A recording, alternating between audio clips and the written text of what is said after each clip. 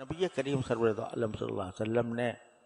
ہمیں آپ کو یہ سکھایا ہے کہ بھئی جس زندگی کے جس مرحلے میں ہو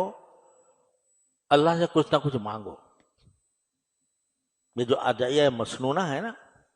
صبح کو اٹھ کے یہ مانگو اور بیت الخلا جاؤ تو یہ مانگو اور وہاں سے نکلو تو یہ مانگو، مدرسے میں مسجد میں جاؤ تو یہ مانگو، راستے میں یہ مانگتے چلے جاؤ، یہ دعا کا ذوق پیدا کرنا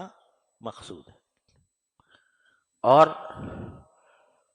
جب یہ پیدا ہو جاتا ہے تو پھر آدمی کا دل وہ ہر وقت کچھ نہ کچھ مانگ رہا ہوتا ہے اللہ تعالیٰ سے۔ جب یہ دل لگ جاتا ہے اللہ تعالیٰ کی طرف تو چاہے زبان سے کچھ بھی کہہ رہا ہو بندہ، کسی بھی مشغلے میں مشغول ہو، لیکن دل اس کا متوجہ ہوگا اللہ تبارک و تعالیٰ سے مانگنے کی طرف۔ اور یہ اللہ جل جلالہ تک پہنچنے کا بہترین، آسان ترین، مختصر ترین راستہ ہے، کثرت دعا۔ تو اس لیے قرآن کریم نے دعائیں سکھائی ہے، یا نبی کریم سرور عالم صلی اللہ علیہ وسلم نے جو مانگی ہیں یا ان کی تعلیم دی ہے، ان کو پڑھنا یہ اس لیے ہے تاکہ کچھ اس کا ذوق پیدا ہو، دعا کرنے کا ذوق پیدا ہو۔ اب جس کو ذوق ہو جاتا ہے تو وہ ہر لمحے اپنے ہر کام میں اللہ تعالیٰ سے رجوع کرتا ہے۔ حضرت حکیم الامت مولانا تھانوی قدس اللہ تعالیٰ سرہ کہ یہ بات میں نے حضرت اپنے شیخ سے نہ جانے کتنی بار سنی کہ جب کوئی اللہ کا بندہ مجھ سے یہ کہتا ہے کہ مجھے آپ سے ایک بات پوچھنی ہے، فرمایا کبھی تخلف نہیں ہوتا کہ ایک لمحے کے لیے دل ہی دل میں اللہ تعالیٰ سے مانگتا ہوں، یا اللہ پتہ نہیں یہ کیا سوال کر لے گا، تو اللہ مجھے اس کا صحیح جواب دل میں ڈال دیجیے۔ تو اپنی ہر قدم پر انسان جو ہے وہ حاجت کا بلندہ ہے، حاجتوں کا،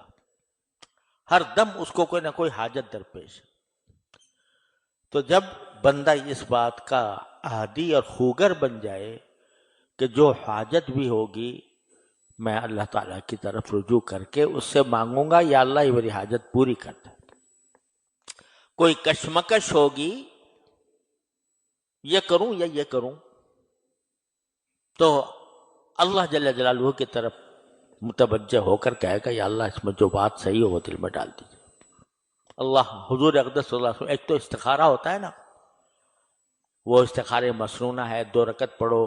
2 رکعت پڑھ کے پھر استخارے کی جو دعا ہے وہ پڑھو،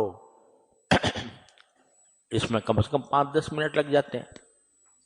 اگر آدمی باقاعدہ استخارہ کرے۔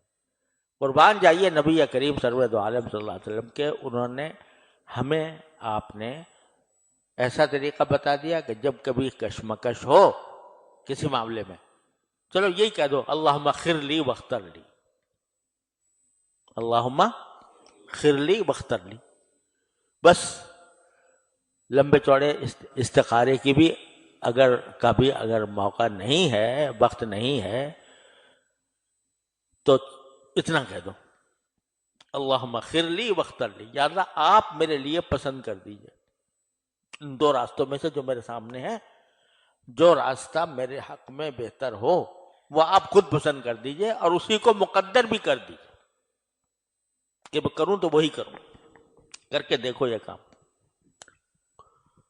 روزانہ انسان کو کوئی نہ کوئی کشمکش پیش آتی ہے، کوئی نہ کوئی کشمکش پیدا آتی ہے۔ ابھی میں تقاضا ہو رہا ہے کہ کھانا کھاؤں پہلے یا سبق پڑھوں، سمجھے، یا مطالعہ کروں،